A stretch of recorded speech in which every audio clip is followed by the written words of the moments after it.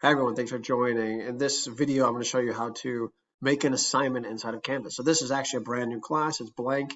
This is the home page. And so when you get in here, what you're going to do, the first thing you're going to do is come over here. You're going to click Assignments. And this is just a little grade book that I've already made in a previous video, but I'll show you how to do it. So you click one of them. And for example, this one, what I want to do is click in here. And I'm going to come up on top and I'm going to click Edit. Click Edit. So it looks like this here. And just to show you another option, if it's a brand new one that you haven't made yet, but I can go back to the assignments page.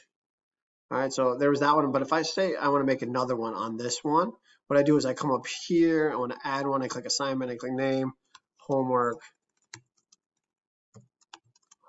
4, and then click points 5. And what I'm going to do now, instead of pressing like save, because now I actually know what I want to do, I click more options.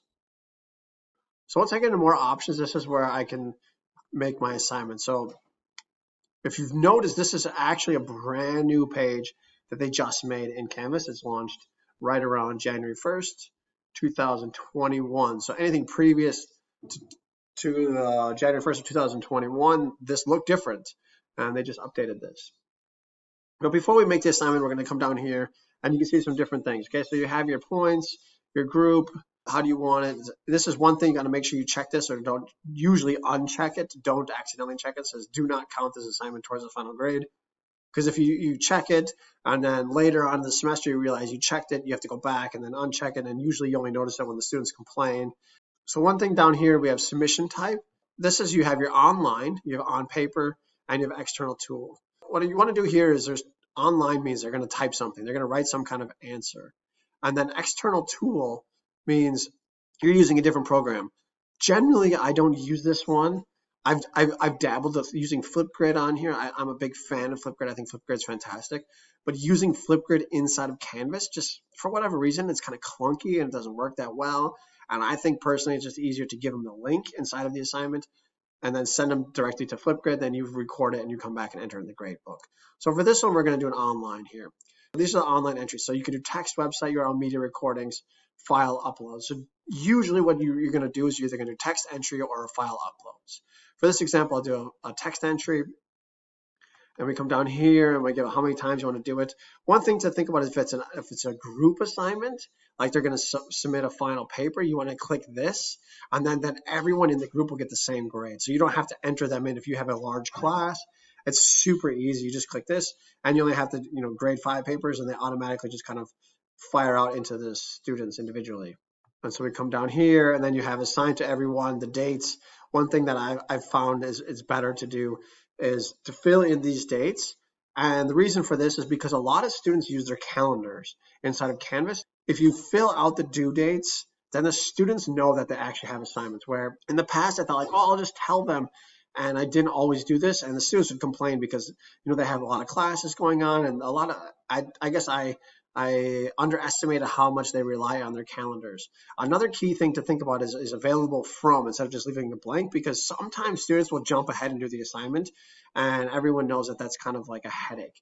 Okay, so one thing I want to add here, though, that's a bit unique is, say you do the assignment, right? You get it done for everybody, and then you have one student who, for whatever reason, they get sick, or you want to give them an extension or something. So you can come down here and you can click Add, and you can type in the student's name right here, and it will auto-fill. So I type in, Bob or whatever, and it auto-fills here, and then I can give them their own due date, and it only goes to them and not to everyone else. And it's a really great tool, and you can continually add them on. And it's a really nice thing to do. If you change this one here, the original one, it keeps changing everyone in the class's calendars, and then they get kind of stressed, like, am I getting a new assignment? What's happening? What happened to that assignment? Did I do the assignment? Did I forget to do it?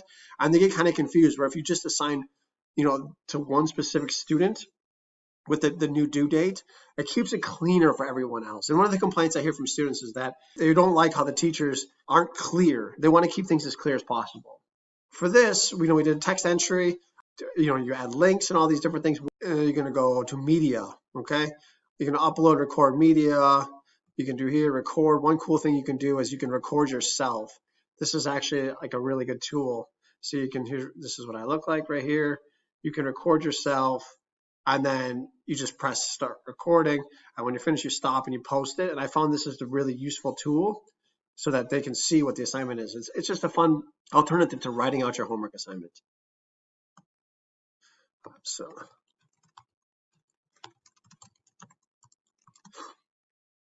if our assignment looks like this, save. One of the things I always say to do is to look up at student view. So before you do that, you got to click publish, click student view, and here, how was your day? Submit assignment.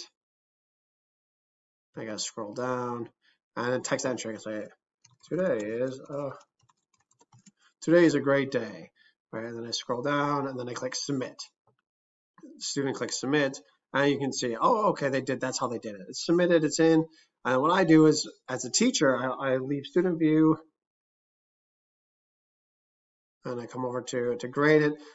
So if I come back just to show you from the beginning, assignment 4, we come down to assignment 4, we click it, and what I do is I come over here to speed grader. That says this: today is a great day. So I come over here and I write a 5 or a 1 or whatever, and then I can give feedback here as well, and I click submit. What the group one does is if I put the grade in and I get the comments, it goes to everyone in the class. And I'm going to move the camera a little bit better here. You can see this is the names of the students. I'll be right here. So when I click the arrows right here, if I move the arrows, then it will bring me to the next student, the next student, the next student, and I can see everyone in the class. So it's really easy to grade. And back, and that's how you make an assignment. One real quickly thing you can do is, as I said, you can play with, if we come back into here, click assignments, we click edit, scroll down. And so another way is I find, for me personally, is I do file uploads, especially for projects. So if I have them writing a paper and I want to actually have them submit the paper for like a group project, I can click here. And then what you can do is if you're more of a strict teacher or instructor and you want to keep them organized, you go to PDF here, type this, and you can type in like PDF. So the only file they can submit is a PDF. So it gets rid of all Word files or any other types of files that you think might be unprofessional. So it's a great way to limit what they do. And if you click these ones, media recordings, website URL, they can just submit it. But I don't know. I think personally, you either do text entry or file uploads. Those are the main two that you want to deal with. If you do text entry, they can still copy and paste the website URL, or they can upload media recordings. I actually thought that in media recordings, they could record themselves. And at the time of recording, you can't do that in Canvas. The students can't do that as an assignment. So that's why I use Flipgrid instead. And so what I would do for Flipgrid, just to give you a quick example, is I would leave it blank like this. And then I come up here, and then for the assignment, I say, blah, blah, blah, how was your day? And then I give them the link, I would say like Flipgrid link, and then put the link right here. They click on there, and they go and they fill it out. And then what you do is you come back, and then you manually enter the grades into the grade book. You click grades after you looked at them all. And if I go here, and I just double click and say I can type in the score, type in the score, type in the score. So it's a little tedious, but I think you get more involvement, more engagement from the students, in my opinion. All right, thank you so much. I hope that helped. If you have any questions, let me know. You can either send me an email or write down in below. Thanks a lot.